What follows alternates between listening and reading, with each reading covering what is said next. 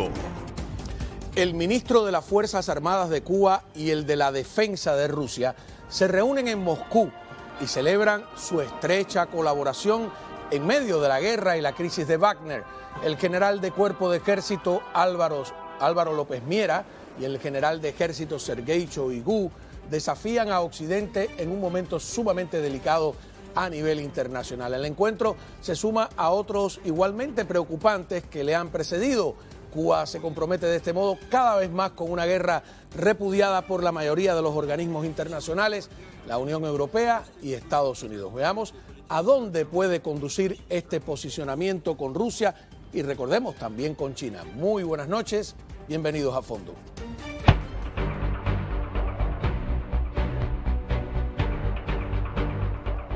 Muy bien, contamos con la colaboración de Rolando Cartaya, periodista, miembro de la Fundación para los Derechos Humanos en Cuba. Muchísimas gracias, Cartaya, por estar con nosotros. Gracias a ti por la invitación, Juan Manuel. Vamos a hacer algo. Vamos a ver las declaraciones del ministro de Defensa General de Ejército ruso, que ha estado además en el medio de toda la controversia, es el blanco de los insultos sí, de Prigozhin. Y esta es su primera aparición pública después de la crisis. Es muy interesante, son sus primeras declaraciones y tienen que ver con Cuba tras la reunión con el ministro de la Fuerza Armada Revolucionaria, el general de Ejército Álvaro López Miera. Veamos qué dice el ruso. Уважаемый товарищ министр, уважаемые коллеги, рад приветствовать вас в Москве. Состав вашей многочисленной делегации свидетельствует о настрое кубинской стороны обсудить широкий спектр вопросов в военной и военно-технической области. Российско-кубинские отношения сегодня на подъеме, достигнут высокий темп развития политического диалога между нашими странами. Недавно в России находился с официальным визитом премьер-министр Республики Куба Мануэль Морейро. Куба, безусловно, была и остается важным союзником России в регионе. Свое отношение к нашей стране кубинские друзья подтвердили, в том числе демонстрируя полное понимание причин начала специальной военной операции на Украине. Москва и Гавана выступают в защиту Устава Организации Объединенных Наций против его подмены так называемым порядком, основанным на правилах, который отражает желание коллективного Запада продвигать способы существования за счет порабощенных стран и поверженных конкурентов.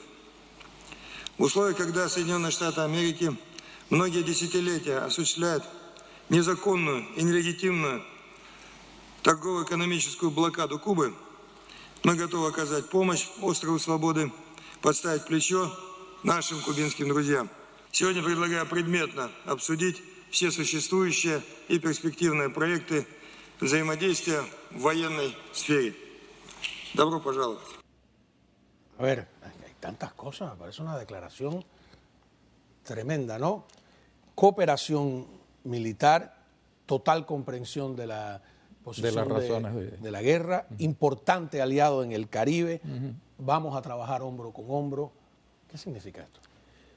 Esto que tú dices, importante aliado en el Caribe, hace unos días el Consejo de Europa determinó que era el más importante aliado de Rusia de esta parte del mundo, en esta parte del mundo. Y llamó, por cierto, a los países miembros de la Unión Europea a suspender el acuerdo de diálogo político y cooperación. O sea, Cuba, desde el inicio de la guerra, ha estado repitiendo la propaganda de Moscú. Incluso López Miera usó la palabra fascista, diciendo que Estados Unidos quiere extender el fascismo por Europa y que bueno, la culpa de esta operación militar especial, que es una invasión, una invasión a un país democrático y soberano, es de los Estados Unidos. Ya habíamos visto en las últimas semanas algunos soldados cubanos entre las fuerzas rusas. Pero bueno, hay que recordar que Cuba fue un proxy, o sea, Rusia o la Unión Soviética puso los equipos y Cuba puso la carne de cañón en las guerras de Etiopía, en la guerra de Angola. Entonces, la formación del ejército cubano es totalmente rusa, es toda la doctrina militar, con excepción de esto último de la guerra de todo el pueblo y eso, pero bueno, lo que es la táctica y estrategia viene de ellos. O sea que no les sería muy difícil insertarse en la guerra como ha pasado ya con otros mercenarios y con otros soldados. Y tiene cientos, por no decir miles de personas que hablan ruso, que estudiaron en las academias militares soviéticas, sí, que estudiaron en otro tipo de academias y o sea, había un intercambio a plenitud. De todas maneras, es muy curioso, ¿no? Porque Sergei Shoigu, que es en cierto modo yo creo que de origen tártaro, por lo menos viene de un pueblo muy cercano a Mongolia, que le dicen el general de cartón, porque él nunca había participado en una guerra, no estudió en ninguna academia militar, es un ingeniero que primero en la Unión Soviética fue viceministro de construcción y un nombre larguísimo que tenía el ministerio, un burócrata, y que llega a este puesto escalando poco a poco, tiene una tirantez tremenda con los militares de verdad de carrera rusos, pero sin embargo cuenta con todo el apoyo de Putin. O sea, en este sentido, los militares cubanos tienen hasta más experiencia que algunos de ellos, ¿no? Sí, seguro, por lo menos que este señor Shoigu, sí, tiene más experiencia, participaron en las guerras de Angola, Etiopía, etcétera, porque también han estado en Vietnam, estuvieron en la guerra entre Israel y Siria, o sea, tienen mayor experiencia militar que este señor. Y no dudo que tal vez a los rusos les guste la idea de ponerlos ahora de carne de cañón en Ucrania.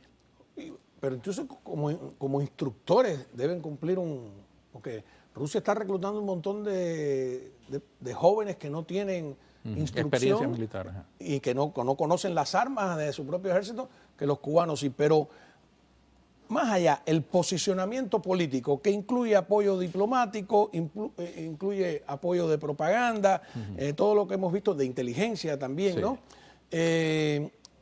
Mi pregunta es, ¿frena el esfuerzo que había aquí por parte de algunas personas importantes del Departamento de Estado de acercamiento con Cuba? Porque yo no veo que lo ha frenado, eso me llama la atención. Bueno, debería frenarlo porque Cuba está explotando el antiamericanismo tanto de Rusia como de China y está recaudando dinero y ayuda en otros sentidos, también ayuda económica, en alimentos, en piezas de repuesto, etcétera. De estos dos países, vamos a decir que se ha comprometido con estos dos países. Vimos en días pasados los proyectos de China, de una base de entrenamiento, de actualizar la instalación de escucha de Bejucal. Y esta misma semana, la revista The Diplomat, que fue la que reveló, ¿no? Reveló lo de la parte de las escuchas chinas. Dice que China tiene una proyección en toda América Latina. Este es el artículo, ¿no? Tiene una proyección en toda América Latina, tiene 11 instalaciones por lo menos en América Latina. En Chile parece que tiene. En Chile tiene, en Argentina tiene, y tiene incluso una especie de estaciones de policía en varios países que supuestamente son para asuntos administrativos, pero que esta publicación dice que de lo que se trata es de espiar a los nacionales chinos que están en esos países.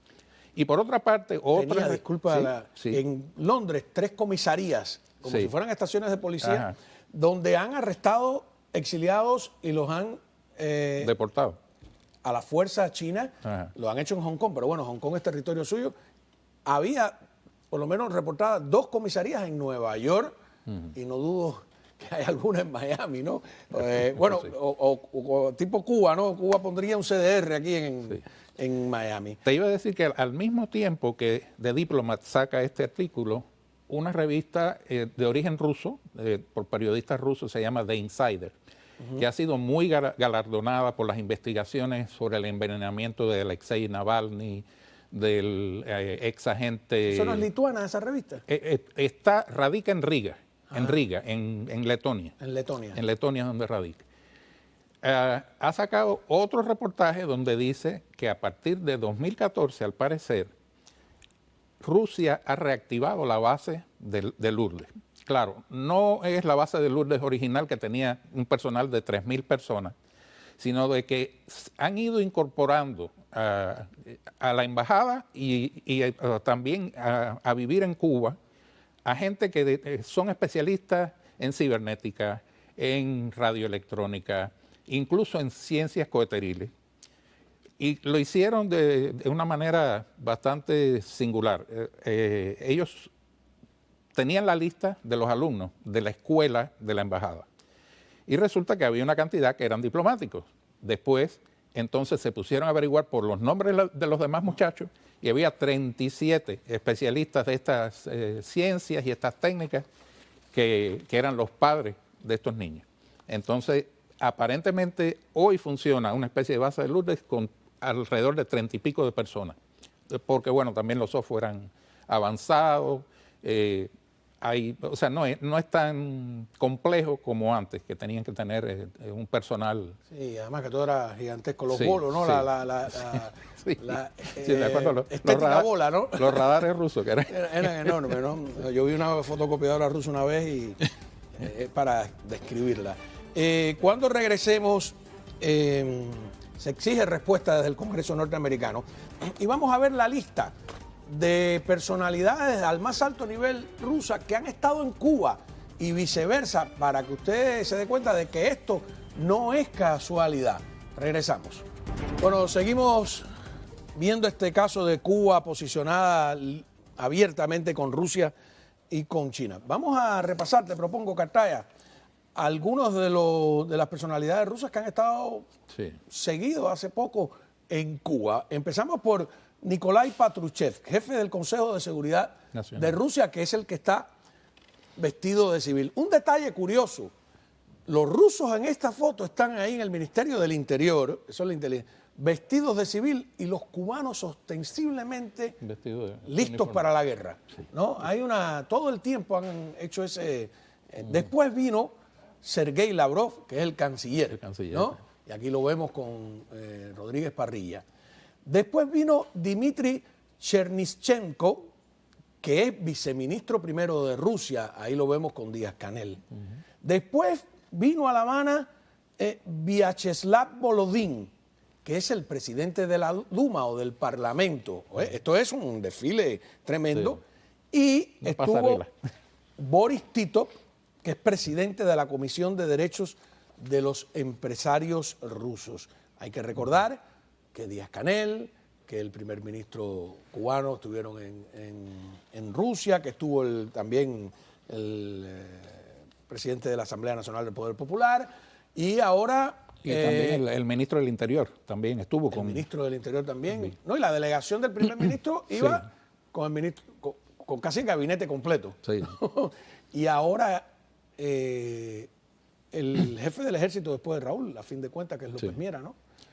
Es una reedición de lo que pasaba con la Unión Soviética, tal vez sin el componente ideológico, porque bueno, Rusia no es comunista, sino más bien un país autoritario, donde gobierna un tipo con poderes dictatoriales. Pero yo revisé todos los que ocupan cargos importantes, incluyendo, todos pertenecieron al Partido Comunista.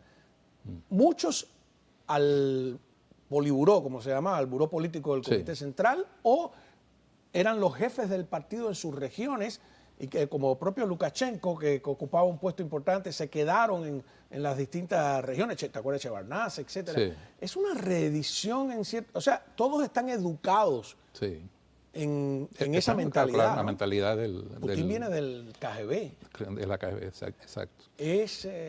¿Puede Cuba reeditar la historia? ¿Repetirla pues, y salirle bien? Es una cuestión de intereses comunes, me parece. Cuba está en bancarrota, ¿no? Estamos haciendo ahora mismo en la Fundación el informe de protesta y realmente es tétrico lo que está viviendo el pueblo de Cuba.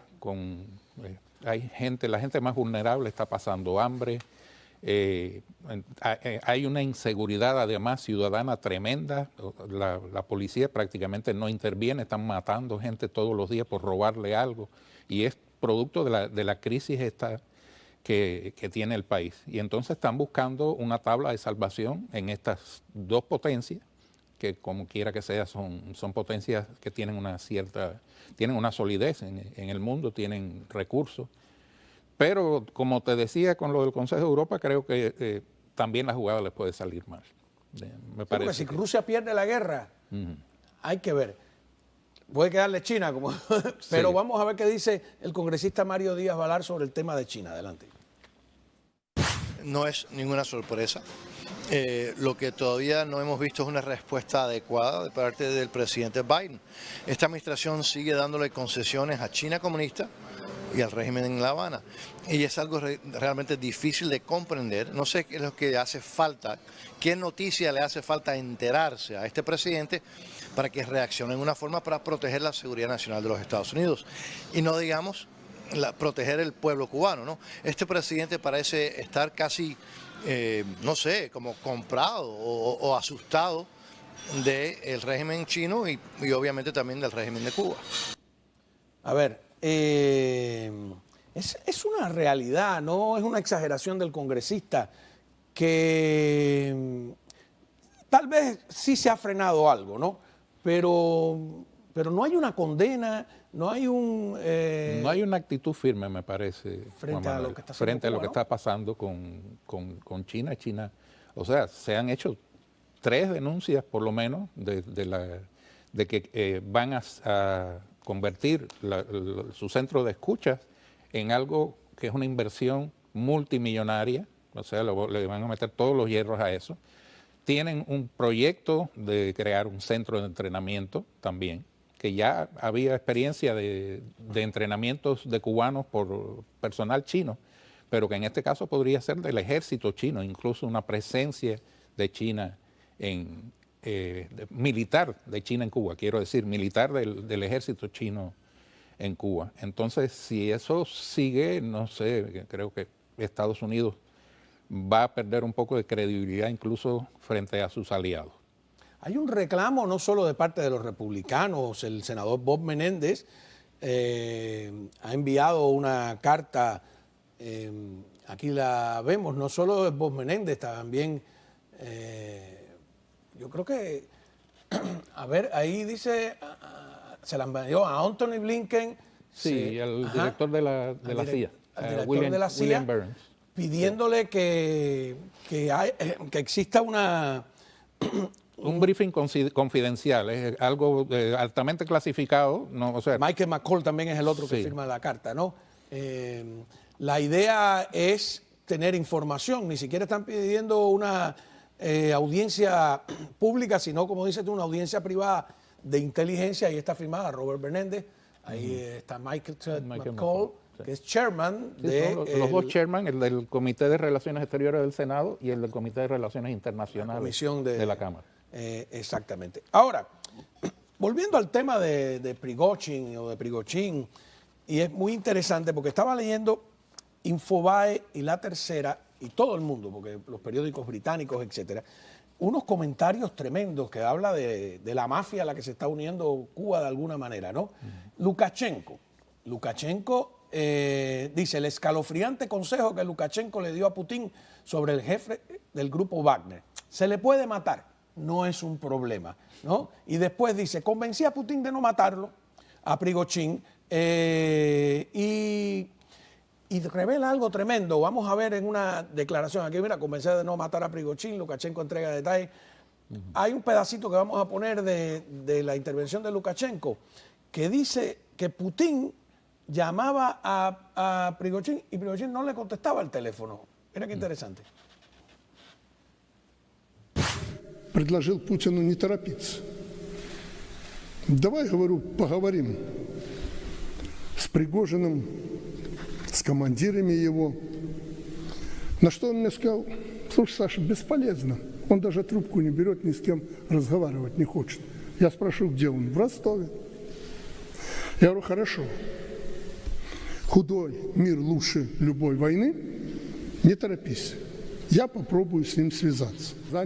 A ver, disculpen que las letras no se veían completas. Lo que está diciendo es exactamente eso, ¿no? Él está... Esto es una guerra en que no hay discreción. Habla Prigozhin, habla Lukashenko, el propio Putin dice cosas tremendas, ¿no? Pero yo no es sé. muy raro todo, ¿no? A mí me parece que Prigozhin se ha metido en la solito en la boca del lobo. Él solo en la boca del lobo, trampa. porque no sé. O sea, ya se le quitó el fulminante a esta crisis, a la crisis con el grupo Wagner. Y ahora él está con Lukashenko, que es un aliado incondicional de Putin. Entonces, no sé, no le arriendo la ganancia, no sé qué puede pasar. Los chechenos hicieron una extraña declaración también hoy, de que ellos habían abatido a un grupo de ucranianos que estaban en territorio ruso. Yo miré en el mapa donde ellos estaban diciendo y las posibilidades tácticas de lo que los ucranianos hayan podido llegar ahí. Por cierto, acaban de cruzar el río Dnieper, pero eso es dentro de Ucrania. Es como si hubiese un grupo de militares rusos que hizo una pequeña sonada, los lograron detener, pero no quieren decir que son rusos. Porque algo, o sea, es que Rusia es... O sea, los chechenos no tienen ningún problema en matar rusos. De hecho, el líder de ellos fue miembro de un grupo separatista y su padre también. Los kazajos, o sea, es un país falsamente armado también. Sí, ¿te acuerdas que Putin dijo que el mayor desastre geopolítico que había sucedido en la historia del siglo XX era la desintegración de la Unión Soviética? Y entonces, pero bueno, quedan países en los que Rusia tiene una influencia poderosa. Y eso es lo que pero en cierto modo, yo diría que como balcanizado, ¿no? Si ahí se arma un enredo, no tenemos idea de qué proporciones.